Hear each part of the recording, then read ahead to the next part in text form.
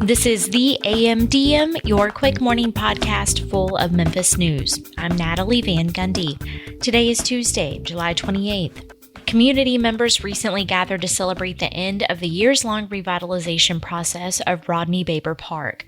Floods in 2011 left the park with damaged electrical infrastructure, baseball fields, and restrooms.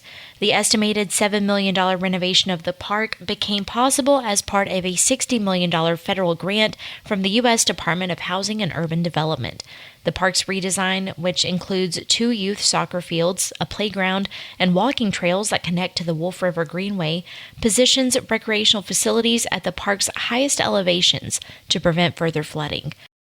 And now it's time to look at one of the week's biggest stories with Mary Cacciola. But stay with us after that for more of the day's news. Earlier this month, the Daily Memphian Sam Hardiman broke the news that the city of Memphis was investigating potential ethics violations as well as potential violations of state, local, and federal laws. 2 city council members were said to be involved, but details were scant. Then we learned that the council chair had fired the council's chief administrator after that administrator accused the council chair of using her elected position to benefit herself and her family. The allegations included asking staffers to donate to her husband's church and for the council to buy her flowers on her birthday. I'm Mary Cacciola. Today, Sam Hardiman is back for part 2 of our discussion into what we know about this situation, what we don't, what it all means, and some of the fallout. Sam, thanks for coming back. I went very far. Okay, so let's pick up where we left off last time with some of the allegations into Council Chair Jana Swearingen Washington. With all of this, there are lots of things we don't know. We don't know if what was alleged actually occurred, and we also don't know if it actually occurred, if it violated any policies, much less any laws. But I do want to say, and we know this, after we published the story about the city referring some allegations, some broad sort of vague allegations, to outside counsel, things did get a bit messy. So first, an hour after we published the story about there was possibly a city council ethics investigation, Jana Swearingen Washington filed her own ethics complaint against Brooke Hyman, who she had already fired. And Hyman, as we recall, was the council's administrator. Let's get into the allegations against Brooke Hyman, please.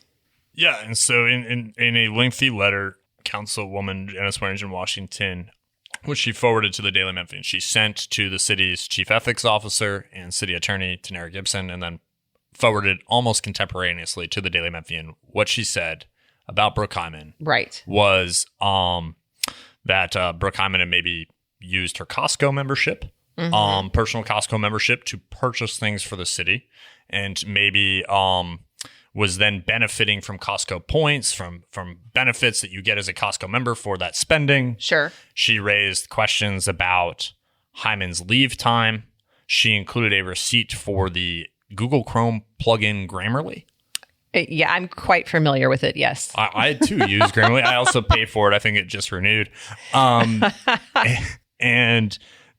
alleged essentially that maybe that was improperly used. Those were the allegations. And again, this is a sworn ethics complaint, which is a different process than what the city hired an investigator to do, an outside legal counsel to do. And a sworn ethics complaint involves the city's ethics board, which right now does not have a quorum to sit, I believe. But it is made under the penalty of perjury. Right. And so you are essentially signing an affidavit when you write that.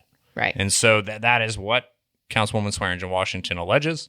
She said she was willing in that letter to cooperate with any investigation into Brooke Hyman. Just to make certain here, before our story ran, you contacted the council chair, and she did not have any comment. She did not answer the phone. Right. Okay. Well, that's definitely no comment.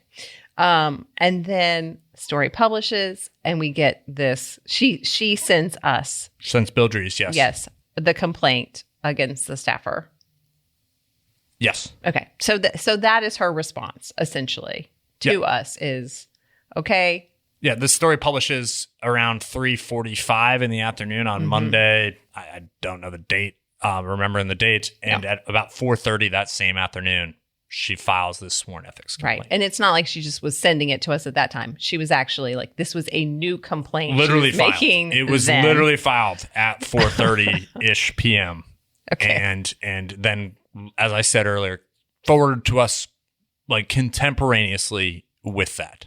Forwarded to Bill Dries. Super interesting. Okay. Well, you also mentioned the Office of Ethics a little bit. And I think that sort of gets us into Councilman J.B. Smiley. We have seen his statements on social. Going back to all this, in the initial matter that was sent to outside counsel, there were 3 people who were named as involved in some way. And one of them, J.B. Smiley, he was one of them.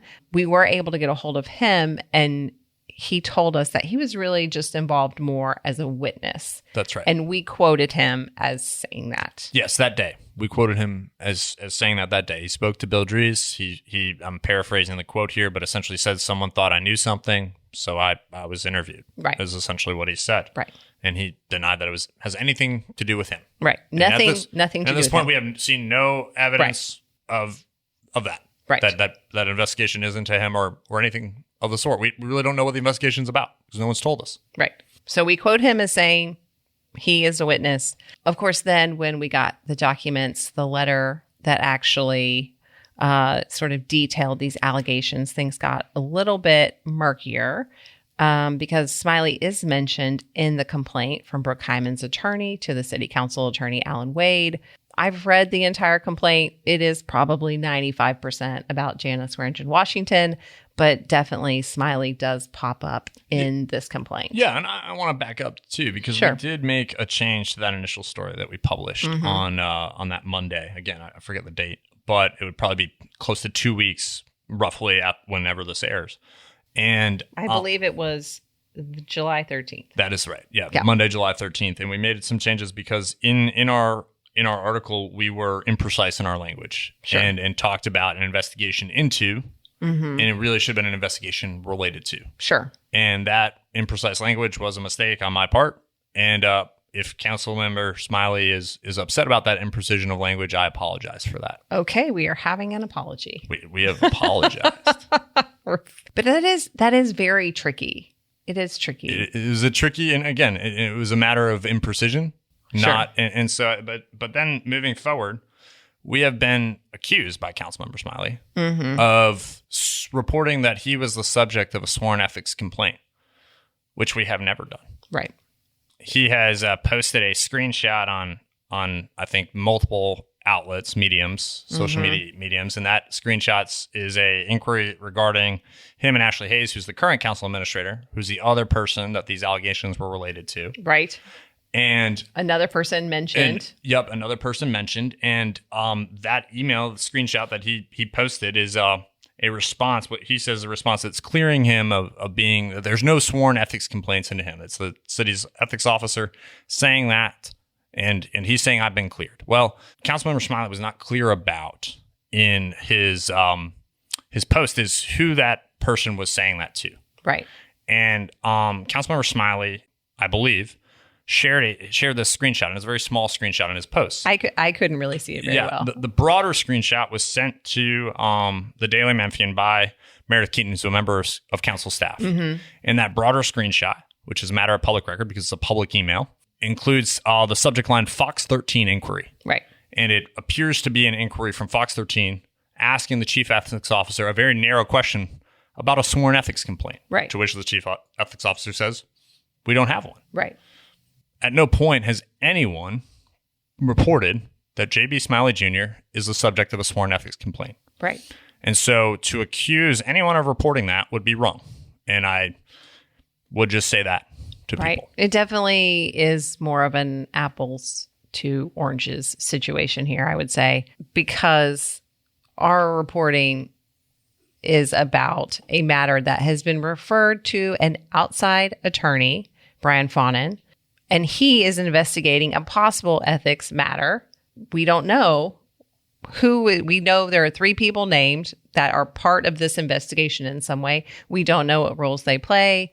We just know their names are their names have been named. They've been named in some way. So we really don't know that. But getting back to the apples to oranges, those are two different things. Very different things. Yeah. So it's a little bit, might even be a little bit of a loophole.